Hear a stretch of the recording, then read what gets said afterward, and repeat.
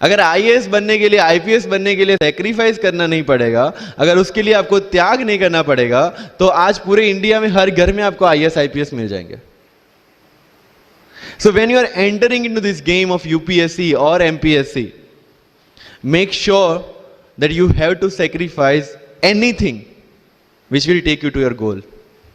लेकिन प्रॉब्लम ये है कि हमें टेंशन होती है, यार दोस्त की एंगेजमेंट है, उसकी बर्थडे पार्टी है, उसकी शादी है, अटेंड नहीं करूंगा तो बोलेगा मैं तेरी शादी में नहीं आऊंगा, एंड ऑल. लेकिन बिलीव मी, जब आप आईएएस बन जाओगे, वो सामने से याद दिलाएगा, भाई इनविटेशन कार्ड नहीं भेजा तूने. समझ रहे हो? तो जो कुछ भी इसके लिए सेक्रीफाइस कर रहे हो, वो जब आप उस पोस्ट पे पहुंचोगे, सब कुछ वर्थ है, सब कुछ. ये जितने भी फोटोग्राफ्स लगे हैं, सर ने जैसे बताया कि जितने भी इंसान सक्सेसफुल हुए, अगर आप उसकी लाइफ स्टोरी देखेंगे तो कहीं ना कहीं एक मोमेंट आता है जहां पे वो इंसान की जो स्ट्रगल है वो पीक पे हो जाते हैं. वो इस मोमेंट पे आपको डिसाइड करना है कि आपको वहां से यू टर्न लेना है या आपको वहां से आगे निकलना है. इन सब लोगों ने डिसाइड किया कि उनको वहां से आगे निकलना है. एंड दैट इज द फंडा ऑफ लाइफ. सक्सेस उन्हीं को मिलता है जो इस स्ट्रगल वाले मोमेंट से आगे निकलने की सोचता है.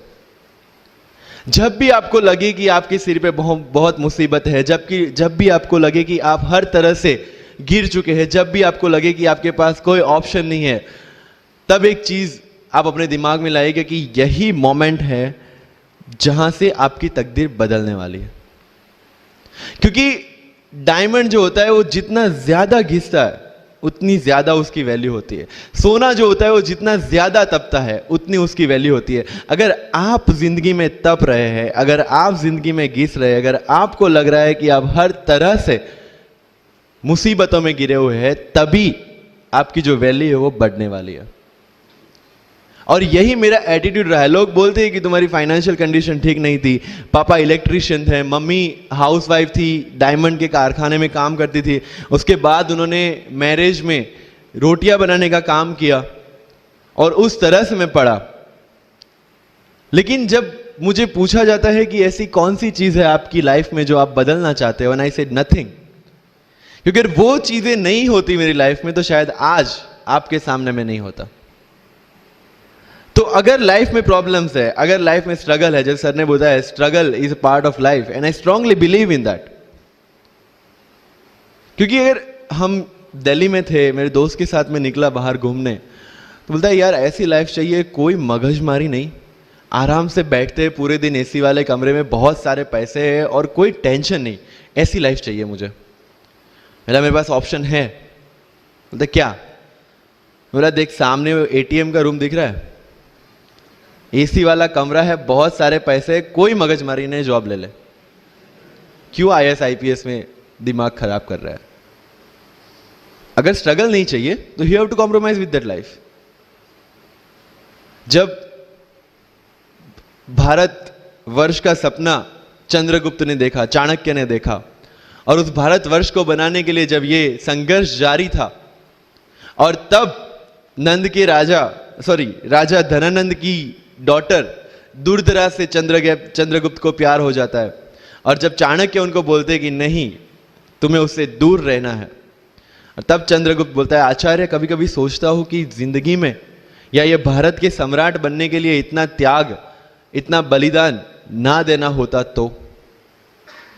और तब चाणक्य रिप्लाई करते हैं तो हर कोई भारत का सम्राट होता.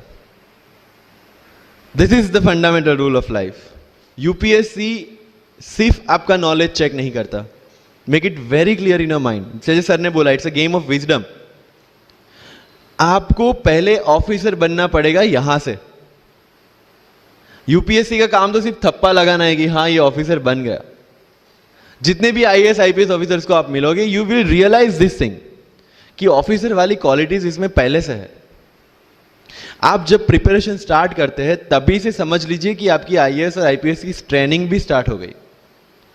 बिकॉज जो क्वालिटीज आपको चाहिए as an officer, as a IAS, as an IPS, क्या क्वालिटीज चाहिए? फर्स्ट ऑफ ऑल कॉन्फिडेंस, कि जब आप उस सीट पे बैठते हैं आपके सामने कोई भी क्वेश्चन आएगा you will be able to handle the issue. ये कॉन्फिडेंस लेके आपको उस सीट पे बैठना है. यही कॉन्फिडेंस चाहिए when you start the preparation. Decision making, अगर हर एक टॉपिक पे आप हर एक कोई को पूछने जाते हैं भाई इसमें कौन सी बुक पढूं, इसमें क्या पढूं, इसमें क्या करूं, then you are not suitable for this exam.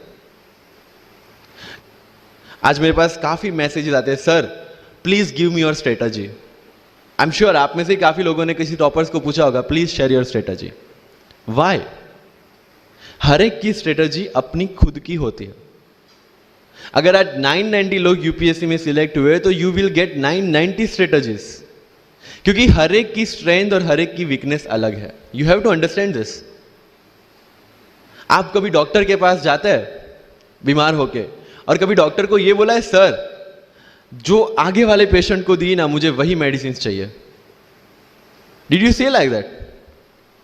No, क्योंकि उसकी बीमारी अलग है, मेरी बीमारी अलग है। सेम चीज विथ यूपीएससी, आपकी स्ट्रेंथ और आपकी वीकनेसेस अलग है, किसी टॉपर की स्ट्रेंथ और किसी टॉपर की वीकनेसेस अलग है। Why should I walk on the same path, जबकि मुझे पता है कि वो मेरे लिए बना ही नहीं। I have to create my own path. मेरा यूपीएससी का जो बुक लिस्ट है वो अगर आप देखेंगे ना तो यू विल फाइंड कि ये completely out of the box book list है। मैंने कभी लक्ष्मीकांत नहीं पढ़ी। आई नो यूपीएससी फ्रेटर्निटी के लिए ये बहुत बड़ा स्टेटमेंट है। I never read Shankar IAS, I never read Yojana, I never read Kurukshetra. I didn't do writing practice for mains. मैंने मेंस में GS2, GS3, GS4 का एक एक पेपर, एक ऐसे और ऑप्शनल का एक एक पेपर लिखा है। That's all about my writing practice. Because I knew what are my strength and what are my weaknesses. Mains में 3 चीजें होती है, handwriting, speed and content. When I was so sure about my handwriting and my speed, why should I waste my time on writing the papers? Instead of that, I focused on improving my content. Getting my point?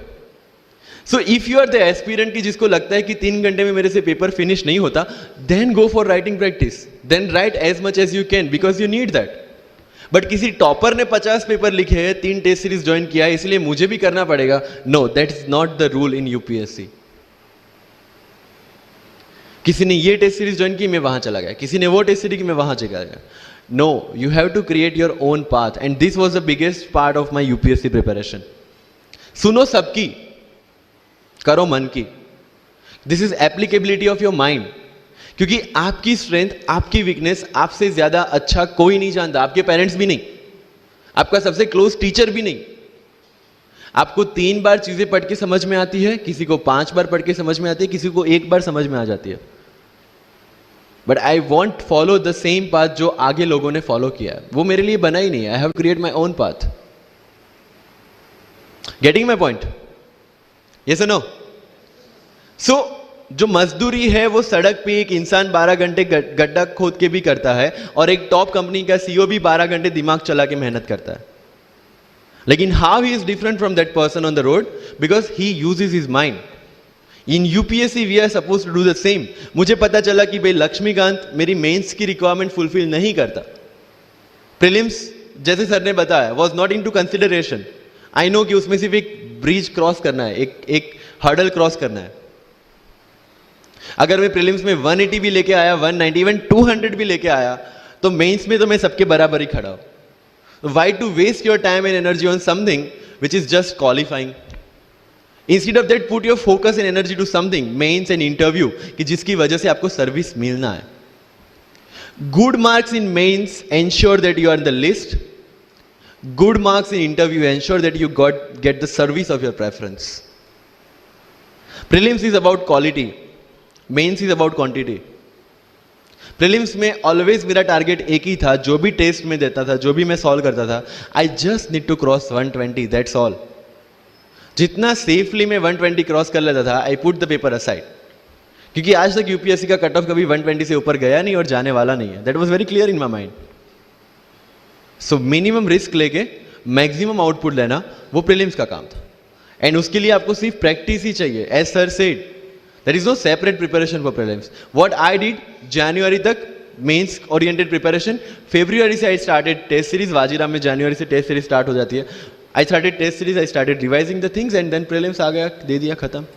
So मेरा strictly एक ही चीज आपको कहना है कि अगर आपका prelims जून में है तो mid of May तक सारी test series खत्म कीजिए। लास्ट 15 डेज में सिर्फ यूपीएससी के प्रीवियस ईयर के पेपर्स कीजिए, तो आपका जो माइंड सेट है वो यूपीएससी एंगल से सेट हो जाएगा। जो पर्सनालिटी टेस्ट लास्ट में यूपीएससी लेता है, इंटरव्यू नहीं है वो। We consider it as interrogation. Interview को इंट्रोगेशन लेके चलते हैं, वहां पे पूछताछ होगी नहीं। अगर यूपीएससी के इंटरव्यू में 10 में से 9 क्वेश्चन के आंसर भी आप सॉरी सर और sorry ma'am I don't know कह के देते हैं, उसका कोई इंपैक्ट नहीं पड़ता।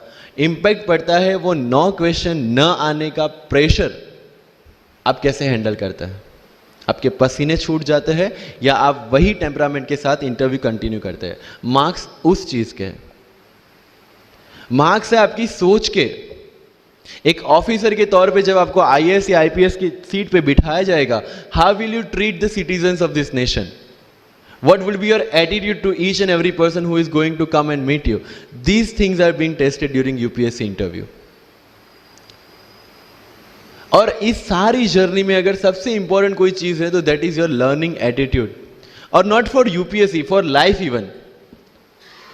Because when I am speaking in front of you in Hindi and English, to be very clear, I belong to rural background of Gujarat, और मेरा स्टडी जो हुआ है वो पूरा गुजराती मीडियम में हुआ है, गवर्नमेंट स्कूल में।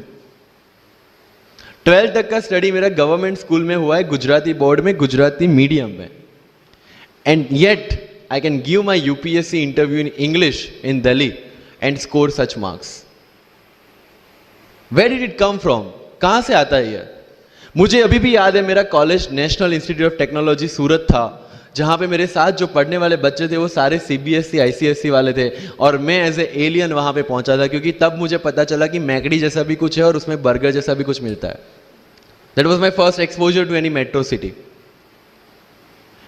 एंड जब मैं उनसे इंटरेक्शन करता था और इंग्लिश बोलने की ट्राई करता था, तो जैसे संजू मूवी में इंग्लिश दिखाया गया है गुजरातियों का, जो जीरो को जीरो बोलते हैं, उसी तरह I was also like that. Mother tongue influence आ जाता है, it's very obvious. So I use to speak notes and not notes, और डोर एंड नॉट डोर, और don't and not don't. So they used to make fun of me. Safin, it's not don't, it's don't. Okay, fine. I had 2 options. Either I stop speaking English with them or improve on that and go ahead. I decided the second option.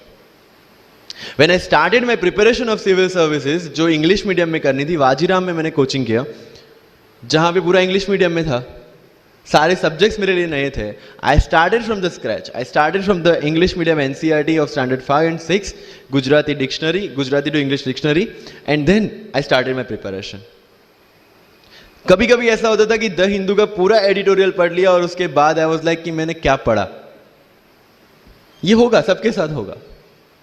But उस जगह अगर आप टिक गए, उस जगह अगर आपने patience रखा, उस जगह आपने अगर सर्वाइव कर दिया, तो इस एग्जाम में भी सर्वाइव कर जाओगे। क्योंकि यूपीएससी की जो रेस है उसमें कभी भी कछुआ, कभी भी खरगोश नहीं जीतेगा। इसमें जीतने वाला ऑलवेज कछुआ ही होगा, जो स्लो बट स्टेडी रहेगा। लग जाते हैं 5 साल भी लग जाते हैं, 7 साल भी लग जाते हैं, 9 साल भी लगे हैं लोगों को एग्जाम क्लियर करने के लिए। लेकिन बिलीव में जब रिजल्ट आएगा ना, तो वो सारा सेक्रीफाइस आपको वर्थ लगेगा। आप पढ़िए लोगों के इंटरव्यूज। मैंने क्या किया कॉलेज के 4 साल में, I went through each and every interview of UPSC toppers on YouTube. Ira Singhal से लेके टीना डावी मैम तक सबकी इंटरव्यूज मैंने देखे। For what? Just to know कि उन्होंने ऐसी कौन सी गलतियां की थी जिससे इनको इतना टाइम लग गया, और मुझे कौन सी गलतियां रिपीट नहीं करनी है। क्योंकि चाणक्य ने कहा है कि दूसरों के एक्सपीरियंस से जो सीखते हैं ना, वो जल्दी आगे आ जाता है। क्योंकि खुद सब कुछ अनुभव करके सीखने के लिए जिंदगी काफी छोटी है। I did the same. 4 साल में हर एक टॉपर का इंटरव्यू देख लिया, चीजें समझ ली कि ऐसी कौन सी चीजें जो इन सब ने की है, और ऐसी कौन सी चीजें हैं जो गलतियां हैं जो इन्होंने की और जो मुझे रिपीट नहीं करनी है। सो जब युद्ध के मैदान में हम उतरते हैं, इस चक्रव्यूह में उतरते हैं, तो अभिमन्यु की तरह नहीं, अर्जुन की प्रिपरेशन के साथ उतरना है कि हमें पता होना चाहिए कि इससे बाहर कैसे निकले। I did the same. College के 4 साल इंटरव्यूज देखे, ब्लॉग्स पढ़े, समझा कि इसमें कॉमन मिनिमम क्या है। वो जो कहानी अगर आपने सुनी हो कि शार्पनिंग द एक्स, रोज अगर आप पेड़ काटने के लिए जाते हैं तो you have to sharpen your axe, otherwise day by day आपकी जो एफिशिएंसी है वो कम होती जाएगी। 4 years in my college I sharpen my x, जिससे 1 साल में मुझे कहीं पे रुकना ना पड़े। This was the strategy.